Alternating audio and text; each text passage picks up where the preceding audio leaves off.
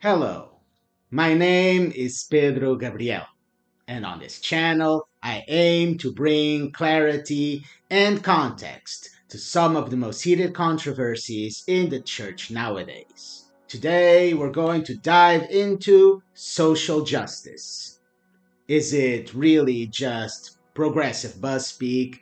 And would we be better off just with one on one acts of private charity instead?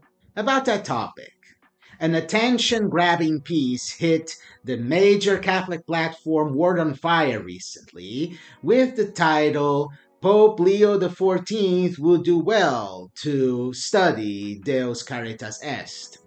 But after an initial pushback, this article was retitled The Valuable Lessons of Deus Caritas Est. In this piece, the author argues that after the groundbreaking Rerum Novarum, the social encyclicals of the Church have mostly generated confusion, mainly by misusing the term social justice and by delving too deep into policy making, which, according to the author, is the domain of lawmakers, not of the Magisterium. As an alternative, the author proposes Pope Benedict XVI's very important encyclical Deus Caritas Est to act as a corrective. According to him, by delving more on the topics of love and charity, which are the main themes of Deus Caritas Est, the Church could purify her understanding around justice. By doing this article trips over three very common errors or misconceptions. Namely, no one knows what social justice means, social justice and private charity stand in opposition, forcing us to pick the latter, and the church routinely strays into policy territory where she doesn't belong. Because these three myths pop up everywhere and often among Catholic commentators, I would like to use this article as a case study. Let us start with the first error. In this article, the author writes, and I quote, "What is social justice? Nobody really knows, but it sounds full of cachet. What is economic justice? It depends. Are you a Marxist, a socialist, a capitalist, a libertarian, a radical leftist, a MAGA, an anarchist, or a Unitarian?" Please notice that he has pulled just about every ideology on earth at the moment, except the source that really matters, or that should matter for a Catholic, the Church herself. What does the Church say? The truth is, the Church has already answered this question. He just doesn't like the answer, as he himself admits repeatedly throughout his article. Again, the issue is not that no one knows. The issue is disagreement. I already talked about this tactic repeatedly throughout my videos, namely in my recent breakdown on the myth no one knows what synodality is. It's a very common rhetorical move, and not just within the church. Let's picture a pro choice activist saying, "Oh, no one really knows when life begins." Well, we do know. They just don't want to concede that point, and then they can just turn the pro life movement as trying to impose their mere personal opinion. Once again, it's not that the church has been spreading confusion. It's that confusion has been used to denote agreement or disagreement. So when people say this is clarity, they just mean this is what I agree with. And then when they say this is confusion, this just means this is something I disagree with. But it's very hard to argue that no one knows what social justice is from the point of view of the Catholic faith. In fact, the very concept has been defined in the Catechism. Society ensures social justice when it provides the conditions that allow associations or individuals to obtain what is their due, according to their nature and their vocation. Social justice is linked to the common good and the exercise of authority. And if anyone wants to know specifics, all you have to do is punch the term social justice on the Vatican website search bar, and you are going to get more than 2,500 hits. And what is more striking is that the name that appears more often is actually Benedict XVI. So it's actually ironic that the author of this piece tries to paint Deus Caritas Est as a social encyclical when it never set out to be as such. And that is the reason why the term social justice does not appear in that document. But if one consults the real social encyclical of Benedict, which is Caritas in Veritate, which also delves Caritas with love and charity, then one finds a very nifty definition of social justice there. But the social doctrine of the Church has unceasingly highlighted the importance of distributive justice and social justice for the market economy, not only because it belongs within a broader social and political context, but also because of the wider network of relations within which it operates. In fact, if the market is governed solely by the principle of the equivalence in value of exchanged goods, it cannot produce the social cohesion that it requires in order to function well. And what is even more fascinating is that already in Benedict's pontificate, when Caritas in Veritate came out, there were already attempts to minimize the social justice component of this document. In a now very famous article, the conservative author George Weigel wrote at the time that the encyclical contained two types of statements. Ones that could be highlighted in gold and that the faithful needed necessarily to assent to, and then there were some that could be highlighted in red pen and that could be safely ignored. And if anyone is surprised by it, the parts that were underlined in golden pen always aligned with George Weigel's conservative ideology. And the ones that were highlighted in red pen, coincidentally, were the parts that his ideology disagreed with.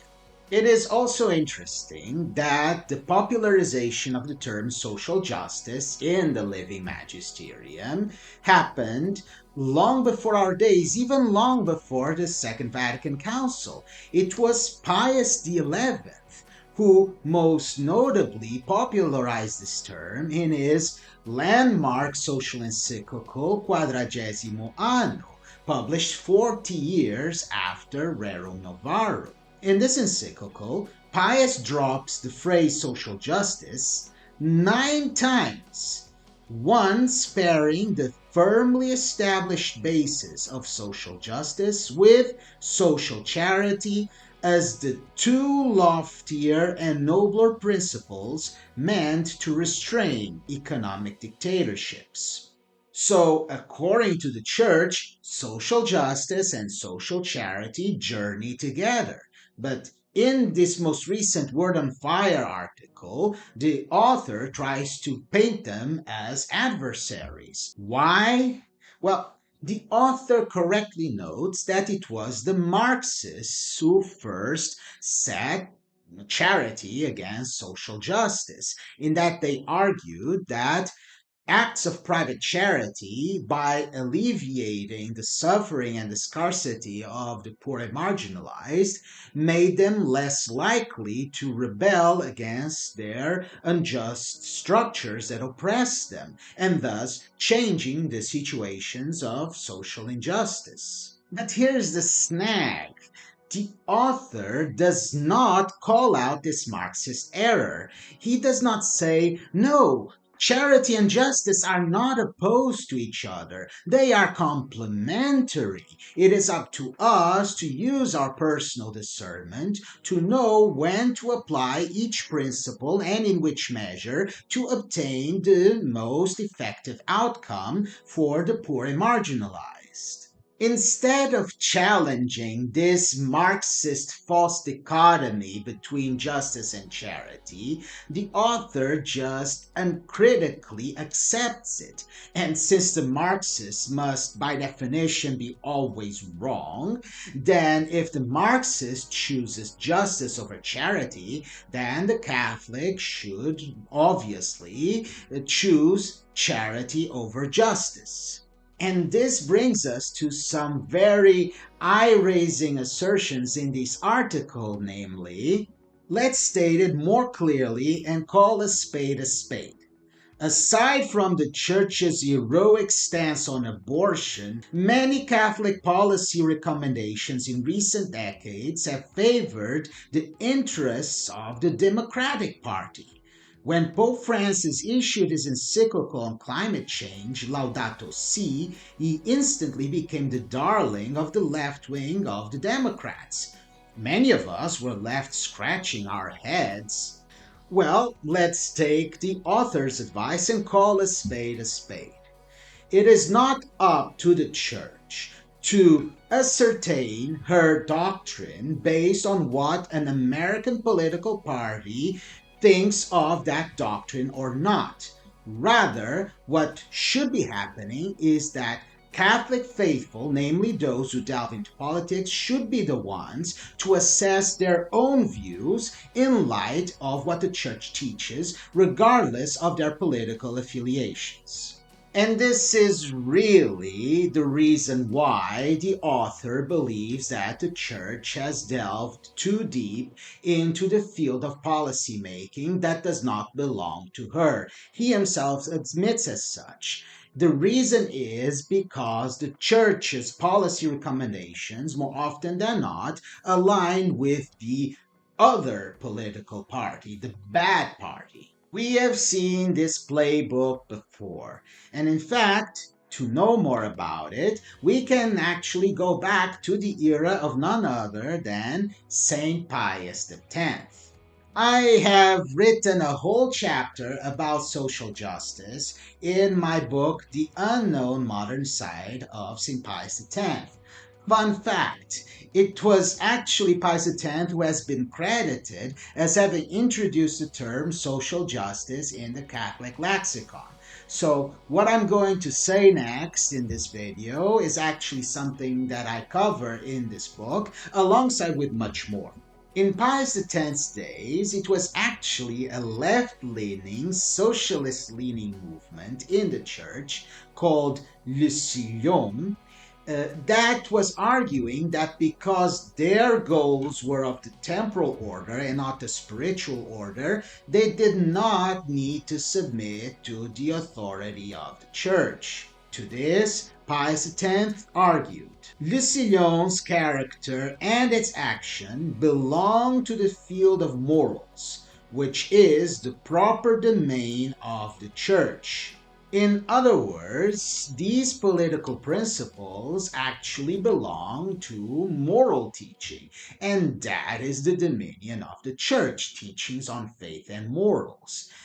And while it is true, and every pope has said that from Pius X until Francis, that the church does not lay out specific blueprints for policy making, since that is the dominion of the policymakers, it is also true that it's a right of the church to teach on the morals that should guide these policies. Even the author of the piece admits as such. In fact, it's a big part of his argument.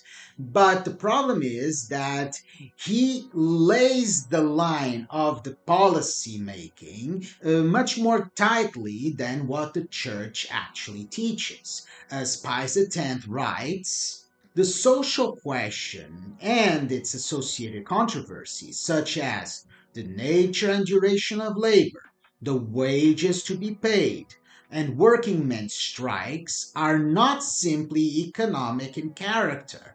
Therefore, they cannot be numbered among those which can be settled apart from ecclesiastical authority. The precise opposite is the truth. It is first of all moral and religious, and for that reason its solution is to be expected mainly from the moral law and the pronouncements of religion. In his landmark encyclical Il Fermo Proposito, and this one is an encyclical that actually should be considered a social encyclical, St. Pius X presses these arguments even further. Catholics take to heart the interests of the people, especially those of the working and agricultural classes, not only by inculcating in the hearts of everybody a true religious spirit, the only true fount of consolation among the troubles of this life, but also by endeavoring to dry their tears, to alleviate their sufferings, and to improve their economic condition by wise measures. And for anyone who might quickly counter-argue that he was mainly talking about private good deeds, Pius X is very quick to add, they strive, in a word, to make public laws conformable to justice and amend or suppress those which are not so.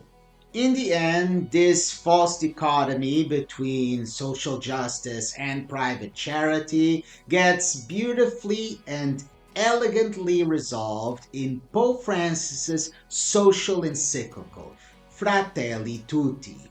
In fact, in this encyclical, Francis devotes a whole section to political love or political charity. Let's see what he says. For whereas individuals can help others in need when they join together in initiating social processes of fraternity and justice for all, they enter the field of charity at its most vast, namely political charity. This entails working for a social and political order whose soul is social charity. Once more, I appeal for a renewed appreciation of politics as a lofty vocation and one of the highest forms of charity, inasmuch as it seeks the common good. In other words, seeking social justice through political means is also, according to church teaching, an act of love and charity. Francis says, any effort along these lines becomes a noble exercise of charity. If you'd like to know more, please grab a copy of my book, The Unknown Modern Side of St. Pius X. I will leave a link in the description below.